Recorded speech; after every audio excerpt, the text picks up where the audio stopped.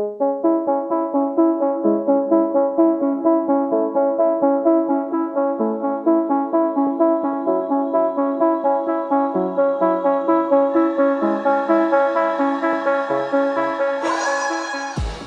and welcome to the Blackout podcast where I get to talk to amazing people who do amazing things. And I think this one was way before COVID. We tried to Yes, make it happen. it was. And then everything happened, but glad to have Devin Sherrington, the coach and founder of 360 Fit Gym. Thanks for coming to the podcast today. Thank you for having me. This is super exciting. No, so first off, COVID changed a lot of things. So, like, as a gym owner for you, what did it change?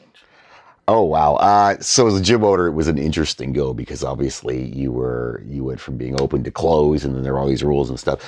I started to do a lot of online coaching then because I didn't have a choice. I'm like, do that or go out of business. So I started doing online coaching, which I thought honestly I would hate. I was like, I will not like this because I like it. I'm very extroverted, so I like interaction like this and talking to people. And it was interesting how within about 2 months, I'm like, oh, this works. I like this because I get to talk to more people, right? So it ended up being amazing, and I'm doing a ton of it now. So I probably have presently right now I have 2 staff that work with me with my online. Which one of the things which is nice, my sister Sarah actually works for me full time now, which is amazing. Nice. And Holly is also one of our coaches that works with me online, and we have about 145 clients now. All in Halifax? Or? No, we have right from Seattle to Spain. See, they're all over that's the the beautiful place. thing about online too, right? Because all over the world. And that transition, like, was how easy was the transition for you? At first really hard because it was tough for me to get my head wrapped around it, and I felt like at first I felt like I was a bit of a fraud because you're like, I don't know, like, will this translate? You know what I mean? I understand how to do what I do, and I can help people lose weight, but would that translate, online and through text and stuff like that? Once I got going, I was like, oh, okay, I got this. But I actually hired a business coach, and he completely changed the way I did things, and it made it much easier. So, yeah, sometimes you need to hire somebody that's smarter than you are. Right. No, that's a great approach to things. Let's rewind then, because I had to get the COVID thing out of the way. We met before COVID. Yes. I was actually going to record in your gym. Yes. That was the plan. Well, anyway, so how did you get into becoming a personal trainer? Like, how did you get into doing all these things you do? Honestly, it's the only thing I'm any good at. I always say that to people. I'm not good at anything else. You can't say that. I was a huge, very introverted as a kid. Huh. I was super shy. And I grew up in Cape Breton. We moved from Chicago to Cape Breton when I was a little kid. So I'm a first generation immigrant, and I just did never, it's a little tiny town in Judd. I mean, my parents live on a back road with, dirt roads with 450 acres. I grew up on a farm. So I always felt keenly that, I didn't have enough money and stuff like that. Not that we ever went hungry because we had food, but in my mind, that happened. And I started exercising at 14 because I thought it would help me feel more confident and meet girls. That's the honest to God truth right there. That I'm going to meet women. This will be great. Right. And it just sort of bled over, and it'll be I will be a coach now. I just sort of continued doing it. And I started in university, I started coaching people because I just enjoyed it. I loved being in the gym. I liked interaction with people and helping people. It'll be 32 years next month that I've been doing it. Yeah. Wow. And did you have to do all those certifications and all those things? Yes, I've had a bunch of them over the years. In reality, I say this all the time. I've met trainers that are highly, highly certified and terrible as coaches. In what way? What would they? Oh, so they just kind of check the boxes. Yes, just because you have a whole lot of education doesn't mean you can relay that information very well. And one thing I think that maybe is good for me is, I always say this, I'm not the smartest guy in the world, so I go simple. I think things simple so I can speak to people at where they are and explain them in a way that isn't confusing, because I like to learn that way. So I just try to teach the way I learn. Keep it really, really simple. Yes. Keep it basic. Huh. And so you now do the thing, you train in school and stuff, but at what point is I'm gonna did you start working at gyms before you started yours? Oh yeah, no, I worked in gyms. I started working. Well, what's funny is I sort of started working for myself because back I went to St. FX. I have 2 degrees that have nothing to do with fitness. I have What? English literature and philosophy. Oh, that's what you saying. It has a lot to do with fitness. Well, Like, not a ton. It's all, that's kind of where it starts, right? I actually wrote a thesis, a senior thesis on modern American poetry. Believe it or not. No one ever believes that. Everybody's like, "What you did? What?" Yeah, I really did. Why did you choose that? I love poetry. I think poetry is one of the most interesting and undervalued things out there because it's very difficult to speak and show an image or a thought or a feeling in a very few words. So I always liked it. And growing up, I was very fortunate. My parents read us poetry as kids. They took us to theater. They were very big on us learning things. We grew up without a TV. We grew up with no indoor toilet until I was 12. Like, we grew up in a very different environment than I think a lot of people did. So I was fortunate that that's stuff that became very interesting to me at a young age. But it has nothing to do with fitness. Right. No, the philosophy still does, though. Because, like, to me, I mean, yeah, you have to lift weight and run and all stuff, but it still starts from the mind, though. This and is like true. philosophy is I think most of the crap that happens in the world today is because people don't sit down with themselves and just like read a fucking book, you know? Very true. I listen to audiobooks all the time. And the reason I do is because I feel like, when I'm driving in the Jeep or when I'm folding clothes or cooking food, I can do something useful at the same time and learn something. I think too many people spend time in their own echo chamber. They're going to sit on TikTok and see the same stuff that they've always seen or on Instagram or whatever. I don't like that. I like a challenge. Just because I don't agree with somebody doesn't mean I don't want to hear about it. I find that interesting. Okay, so you start, well, okay, fine. You're working for yourself. At what point did you think of starting 360 Fit? Oh gosh, so I worked for a lot of big box gyms and independent gyms. One of the first ones I worked in Halifax was called Stations. And the guy who owned it, his name was Fred Webster, great guy. He really sort of took me under his wing, taught me a lot about his thought processes on how he ran a gym and things like that, which was very kind of him because at the time I wasn't thinking I wanted to own a business. And as time went on, I got more and more interested in it and working. And let's be honest, I'm a bad employee. I'll tell you, I'm a terrible employee. In what way? Because I think I know stuff, and I'm not as bad as I used to be. There's a time I thought I knew everything. Now I don't think I know very much. But I always was like, my thought process. I used to work back in the New Bodies, which has now been bought out by It's Good Life now, and I used to, I don't like people watching what I'm doing. I'm like, listen, just leave me alone. I'll go make you money. Stop bothering me, which is not the way they wanted to do things. And I got progressively more frustrated over time. I'm like, you know what? I can do this. I'll do this on my own. And I went out on my own. And then I was very fortunate. Actually, I met a client who had won the lottery. Oh! She won $17 million. Nice. And I worked with her. You would go to her house. And she said to me, "You need to open your own gym." And I was like, "Yeah, but I have 2 little kids and I'm married and I don't have the money." And she's like, "I am going to help you with that." Holy shit. And that's the reason I have the gym is because of her. Wow, you literally you won the lottery. Yes. I just said, okay. She completely changed the structure of my life. So 360 Fit Gym, I've always wondered what the story behind that name is. I like the idea of 360 because it's everything about fitness. What I always find about being a trainer is you take pieces of different disciplines and you put them together for whatever that client is looking for. Because not everybody just wants fat loss. Some people want something different, or they have injuries or whatever. I always look at it as encompassing everything. So you're pulling things from different environments, and that's why I thought the name 360 would work well. And then the fit part I actually stole from years ago. Nike used to have a thing called Nike Fit, and I thought it sounded cool, so I stole it. It does sound cool. It does sound cool. Oh wow, I love that story. And so you started the spot. And at what point do you know, okay, well, I have to open all these other branches, like, because it's easier to manage one versus 2 or 3. Oh, yeah. Listen, before COVID, oh, golly, I had 3. It was so much. I remember driving home. It was January of 2020. and I was driving home, and my stress level, I'm usually pretty calm. I'm intense, but I'm calm. And my stress level was like through the roof because I had 26 staff, I think, at the time, and 3 locations, and it was a lot. And so when the pandemic happened and we retracted to just one space, it made my life way, way easier, and I could handle it. I'm not the greatest manager in the world. I'm really just not. Like, I tell my staff all the time, like, listen, if you need something, come talk to me. I'll help you. But I don't micromanage anybody because I treat them the way I want to be treated, which is like, go do a good job. I'll leave you alone. Yeah.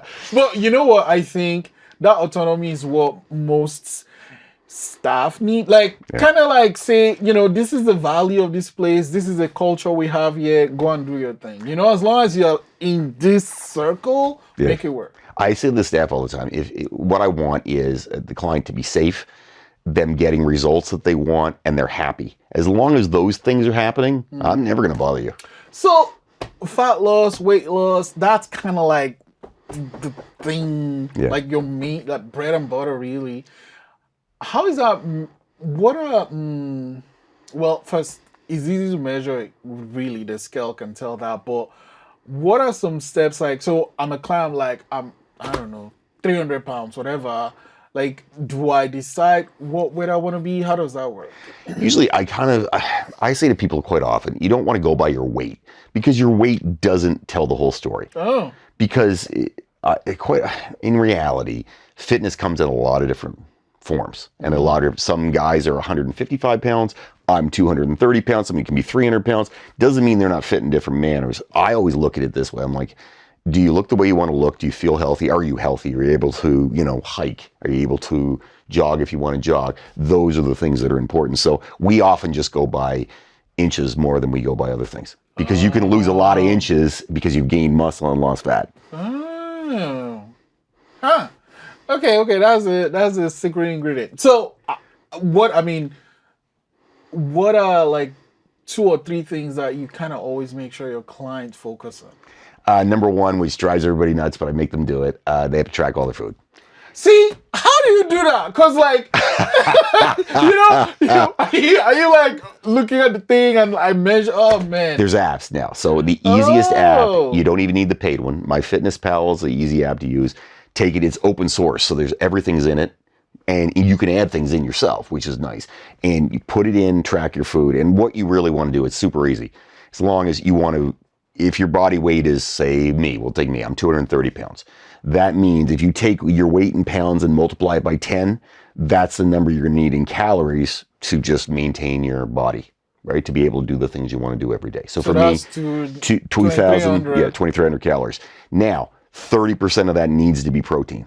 Yeah. The nice thing about MyFitnessPal is when you click on the macros, it'll tell you how much protein you're at, and then it's easy to follow. Now, if you want to lose weight, you either want to exercise, which is what I would promote for people. So you exercise, and that creates a calorie deficit, and you lose weight. It literally is not rocket science. It's people try to make weight loss the most confusing thing, and they're like, you can't eat this and don't do that, and don't eat for 10 hours a day, because none of that stuff is real. It's all fake. Somebody's like, oh, you have to do keto, carbs are bad. Not true. Not true. None of that. There's really nothing is actually bad for you. I mean, some things are bad for you, I guess, but nothing is going to kill you. But if you have moderation, every client I have, they have 2 cheat meals every week. I'm like, eat what you want, go nuts on that meal. It's fine by me. So, do you have like a time? So it's like, okay, count your food. What's the other 2 things? Because I asked for 3 things. Oh, okay. So that's number 1. Number 2 is I want them to lift weights. Because in reality, where you're going to, you could do cardio all day. Cardio is great, but it really is just for your heart. It's heart health, right? So you can do a ton of cardio, but as we age, we start to lose muscle. So it's important to keep muscle. Otherwise, you can't do the stuff you want to do in your life. So lifting weights and eating the right way, those 2 things will make you lose weight. And then the cardio is the 3rd one, and that's just for heart health, so you don't die. It's nice not to die. Nobody wants a heart attack, right? Yeah, it's really important. So, like, with the weights, though, is it like, because there's a different, so is it like this day you're lifting for this body group, this day you're lifting for it, or is it like kind of like compound, I think? Compound exercises. That just means a lot of joints moving at the same time. Yeah. I'm a big fan of I mean, a lot of things out there now, like you have CrossFit and people are talking about HIIT classes and stuff, which are fine and they're good and they have their place. I like to aim things, especially with my one-on-one clients or my online clients. I have specific days they're doing specific things because at the end of the day, if you train someone like you would train a bodybuilder or a fitness model or an athlete, you train them in that manner, then they can do all the things they want to do in their life. Because fitness is not about how much can you bench press. Nobody cares. Nobody's going to walk up to me like, Ezra, how much do you bench press? Nobody cares. But in reality, can you do the things you want? Can you carry all your groceries without being exhausted? Can you walk up a flight of stairs? So that's the stuff that's important. And then is there like a time, do you say, you know, I want to be able to do XYZ in XYZ time? Yeah. Or how okay. Usually for clients, I'll take a look at where they are weight-wise, where their fitness level is, and then what the goal is. Because everybody's different. In personal training, everybody's very different. So if you're someone who's 250 pounds and you want to lose 50 pounds, it's going to take probably, you know, we're probably looking at 6 months. If you want to lose over 100 pounds, it's probably going to take a year. If you're looking for 15 or 20 pounds, 3 months for sure. Wait, do you have to work out daily for this, or just how you eat? Or? I say to people, I want them doing something active. I'd like them lifting weights 4 to 5 days a week. Man, okay, so with the lifting weights though, how long do they have to lift the weight for? 45 minutes. Oh, okay. Not long. Listen, you don't need to live in a gym. I spend a lot of time in the gym. I love exercise, but less can be more. Too much is bad. If you do too much, it's not a good thing. People overtrain and they don't realize it. How you get fit is you lift weights, you eat right, and what you do is you cause stress in your body. The way you actually get fit is by eating right and sleeping, and that's how your body repairs itself and you get more fit. But people, that whole, hashtag no days off. Stupid. Don't listen to that stuff. It's not real. So how many days of 45 weight lifts in a week? Like 4 to 5. Oh, okay. Yeah. And then the rest is the other ones. I would want you doing some cardio, but again, you could go for a walk. You know what I mean? In like that whole rule of 8 to 10,000 steps a day. If you do that, you'll see differences, and you don't have to go fast.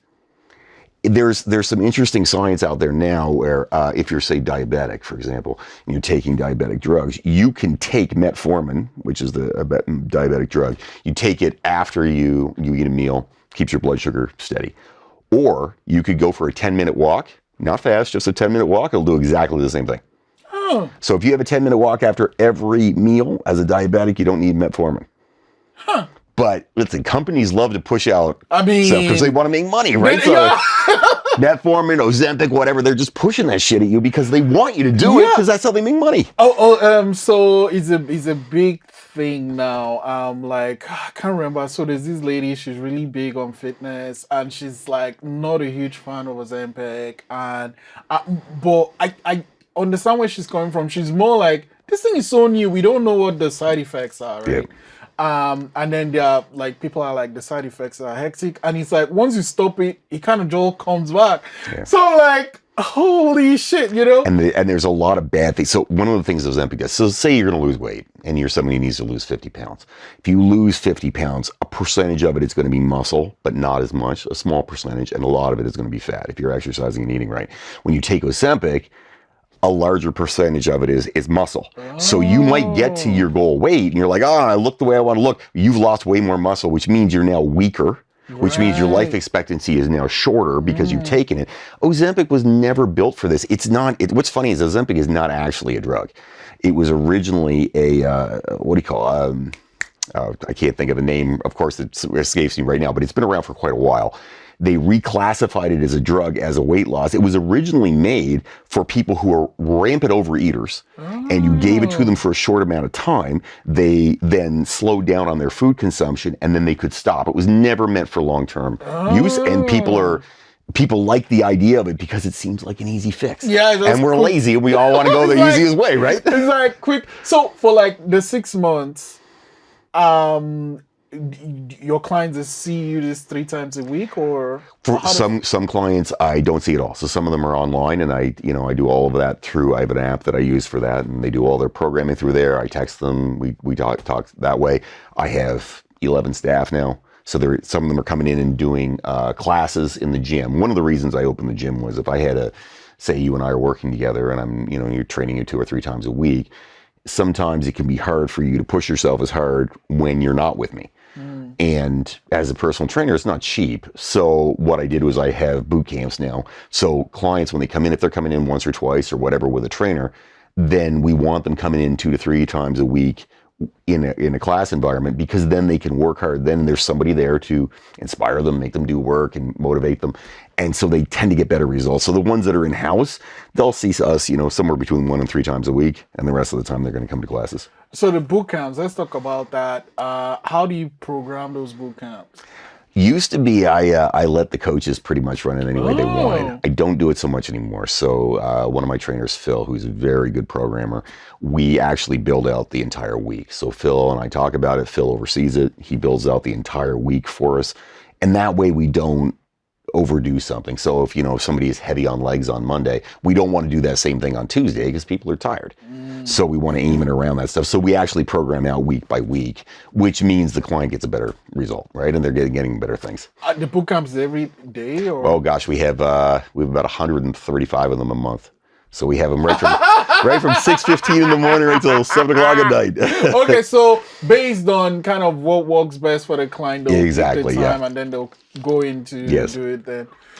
Okay, so you're now online, and before we came on, I was actually talking about this thing you do in Costco. Like, I love how you're interacting on Instagram, but you also get a lot of hate. Like, how do you navigate that hate too? Because I don't understand it, and it's like I don't understand. Maybe I'm not seeing what the haters are saying. Like, I don't understand the hate. So it's funny. The more you put yourself out there, the more someone's going to have something to say. And nowadays, people are, I think, unhappy in general. They tend to be angry. Some people are anyway. So the more you're out there, the more there's an opportunity. So people will say some crazy crap. Yeah. Oh my goodness. They're like, Devin is an effing douchebag. And somebody said to me one time, I took a video of myself with my girlfriend and we were going for a walk, and it was summertime, it was hot. I don't like wearing a shirt. And she was giving me a hard time about it. I took a video, I thought it was funny. And somebody said that you not wearing a shirt is the least of your problems, you loser. I read those comments and like there has to be something better though the person can be doing at that moment. Like, I don't understand it. So maybe there's something I'm missing. I don't know, honestly. I think sometimes being relentlessly positive, people get annoyed by it, maybe. I'll tell you what I do. I screenshot every one of those and I stick them in a folder because it keeps your head from getting too big. If you read them, you're like, okay, you know what? I'm not the be-all and end-all. Let's talk about the Costco thing. You're like, reviewing food now? Yeah. What's the story there? Okay, so one day I was in, I forget where I was. I might have been Sobeys or, I don't remember which one when I started it. It was about almost a year ago now. And I remember I just did a video because I thought it'd be kind of funny to talk about something. I don't even remember why. It may have been, if I'm not mistaken, like popcorn.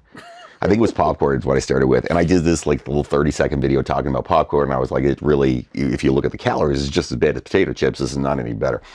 And a whole bunch of people were like, oh, that's funny. And I thought, okay, I can do that. It's kind of fun to do.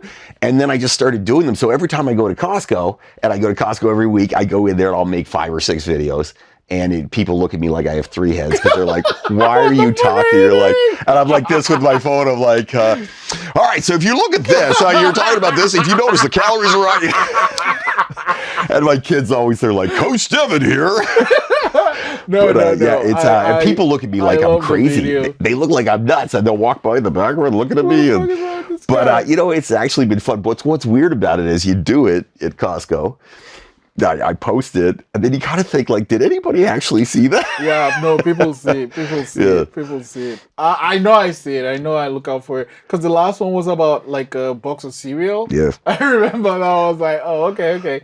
So, you have a business now, online, in person. Do